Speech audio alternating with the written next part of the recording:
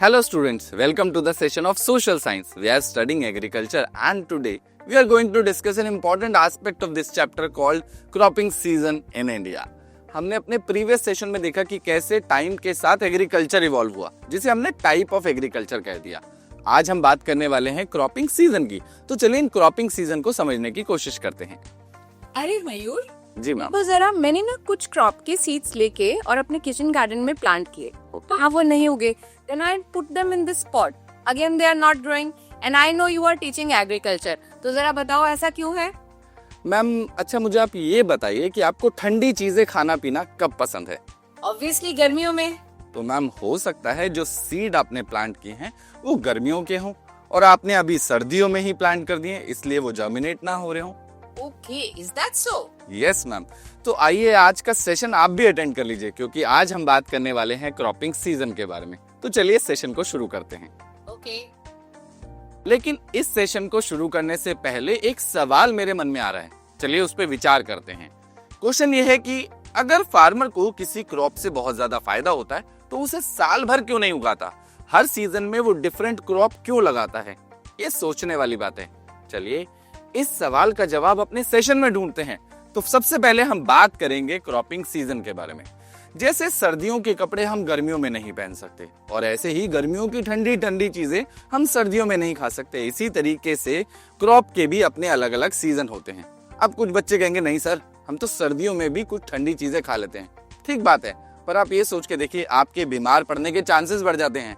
ठीक ऐसे ही क्रॉप्स के भी खराब होने के चांसेस बढ़ते हैं और इसीलिए हमारे सामने आते हैं 3 सीजन, जिसमें सबसे पहले आता है राबी, जो कि एक विंटर सीजन क्रॉप है। दूसरा है आपके पास खरीफ, जो कि एक मॉनसून सीजन है, और इन दोनों के बीच में एक क्रॉप की जाती है जिसका नाम है जैद, जो कि एक शॉर्ट समर सीजन की क्रॉप है। और इस लिहाज से अगर हम देखें तो हर क्रॉप का अपना एक स्पेसिफिक सीजन होता है जहां पर उसे अपनी क्लाइमेटिक कंडीशंस और रेनफॉल पैटर्न मिल जाते हैं, जिसकी वजह से क्रॉप बहुत अच्छे से ग्रो होती है। तो चलिए इन्हें थोड़ा डिटेल में समझने की कोशिश करते हैं। सबसे पहले हम बात करेंगे राबी क्रॉप की। राबी क्रॉप को याद रखना बड़ा आसान है क्योंकि एक विंटर क्रॉप है। अब कैसे याद रखें? मेरे पास एक शॉर्ट ट्रिक है। कहीं ना कहीं राबी शब्द जो है वो रवि से मिलता है।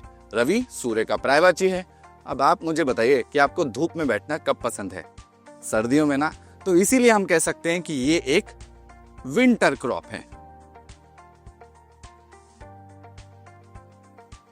और इसका सोइंग पीरियड अगर हम बात करें वो शुरू होता है विंटर्स में, यानी अक्टूबर से लेकर दिसंबर तक। अब यहाँ पर आप देख रहे हैं कि अक्टूबर में और दिसंबर में बहुत अंतर है, तो यहाँ पर डिपेंड करता है अलग अलग जगह के अकॉर्डिंग, क्योंकि कहीं पे सर्दियां जल्दी आती हैं, कहीं पे थोड़ा सा लेट। इसी वजह से आप देखेंगे कि सोइंग पीरियड जो है वो अक्टूबर से लेकर दिसंबर तक चलता है। और ठीक इसी तरीके से हार्वेस्टिंग पीरियड भी अगर हम देखें तो वो अप्रैल से लेकर जून तक जाता है। अब इसमें कौन कौन सी मेन क्रॉप आती हैं उसके बारे में बात कर लेते हैं। इसके अंदर आते हैं व्हीट, पीज, ग्राम, मस्टर्ड, बार्ले, और इन सब को चाहिए कुछ क्लाइमेटिक कंडीशंस। तो कौन सी क्लाइमेटिक कंडीशंस है? क्लाइमेटिक कंडीशंस में सबसे पहले इन्हें चाहिए कूल क्लाइमेट कंडीशंस, यानी ठंडा मौसम, बहुत ज्यादा गर्मी नहीं। इसके अलावा यहाँ पर अगर इरिगेशन की बात करूं तो इन्हें बहुत ज्यादा इरिगेशन की जरूरत नहीं पड़ती, विंटर रेनफॉल से काम चल जाता है, जो कि वेस्टर्न डिस्टर्बेंस हमारे यहाँ वैसे भी ले आती हैं। इसके बाद कौन कौन से स्टेट हैं जहां पर इनकी क्लाइमेटिक कंडीशंस मिल जाती हैं और इन्हें ग्रो करना काफी ज्यादा आसान होता है? सबसे पहले अगर हम बात करें पंजाब, हरियाणा, हिमाचल प्रदेश, जम्मू कश्मीर और उत्तराखंड।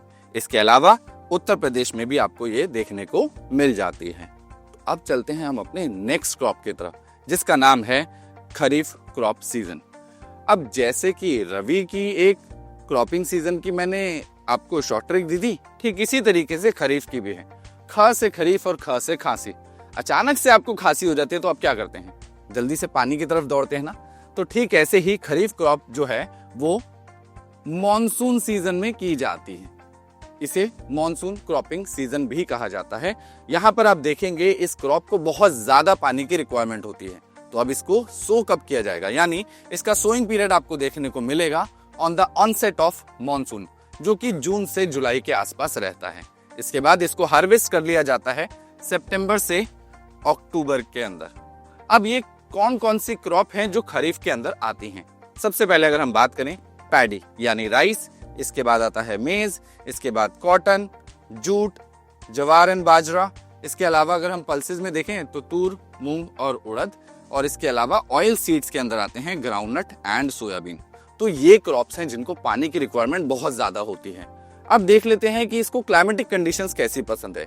इसके यहाँ की अगर हम बात करें तो क्लाइमेटिक कंडीशंस में इन्हें हॉट एंड ह्यूमिड क्लाइमेट बहुत ज्यादा पसंद होता है।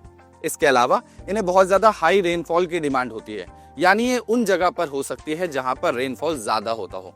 साथ ही साथ इसको जो टेम्परेचर चाहिए वो है 25 डिग्री से अबव। अब देखते हैं ये कंडीशंस कहां कहां पर मिलती हैं। तो यहाँ पर मिलती हैं आसाम, वेस्ट बंगाल, केरला के वो भी कोस्टल रीजन्स में, इसके अलावा उड़ीसा, आंध्र प्रदेश, तमिलनाडु और महाराष्ट्र।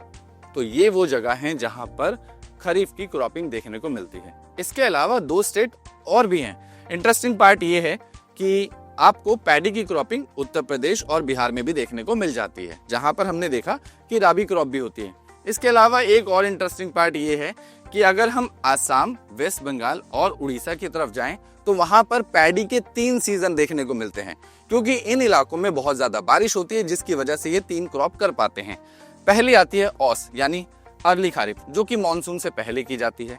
फिर आती है जो कि मेन खरीफ सीजन, जो कि मानसून में की जाती है, इसे अमन कहते हैं। इसके अलावा बोरो, जो कि खरीफ सीजन के बाद यानी विंटर्स में भी की जाती है, क्योंकि जैसा हमने बात की यहाँ पर पानी की मात्रा कम नहीं है। इसके बाद हम चलते हैं अपनी तीसरी क्रॉपिंग सीजन की तरफ, जिसका नाम है जैद। ये है एक समर क्रॉप। आपको सबसे ज्यादा गर्मियों में किस चीज की रिक्वायरमेंट होती है? पानी की, जो आपको हाइड्रेटेड रखे। तो ये क्रॉप इसी तरीके से याद रखने के लिए आसान होती है। इस जैद क्रॉप की अगर हम बात करें तो ये एक शॉर्ट क्रॉपिंग सीजन है, जो रबी क्रॉप के बाद किया जाता है और खरीफ से पहले किया जाता है। यानी ये बहुत ज्यादा गर्मियों में किया जाता है, जो कि अप्रैल से लेकर जून तक का टाइम पीरियड होता है। अब इसमें कौन कौन से क्रॉप्स आएंगे उसका ध्यान रखते हैं। चीफ जैद क्रॉप के अंदर अगर हम बात करें तो इसके अंदर watermelon, musk melon, cucumber, vegetables and fodder crops आती हैं। ये वो क्रॉप्स हैं जो आपको हाइड्रेटेड रखने में मदद करेंगी, क्योंकि आपको याद होगा गर्मियों के अंदर आप सभी को तरबूज बहुत पसंद आता है। तो ये सब एक जैद क्रॉप का हिस्सा है। तो चलिए अब अपनी नॉलेज को थोड़ा सा एनहांस करने के लिए एक बार रिकैप कर लेते हैं। सबसे पहला क्वेश्चन आपके सामने, which of the following statement about cropping season India is correct? पहला है Rabi, Kharif and Zaid enable year round farming. इसके अलावा any crop can grow in any season. I think ये तो नहीं हो सकता। इसके बाद monsoon does not affect agriculture. ये तो बिल्कुल नहीं हो सकता। Irrigation is not needed for productivity. गलत। तो आपका सही आंसर है ए ऑप्शन।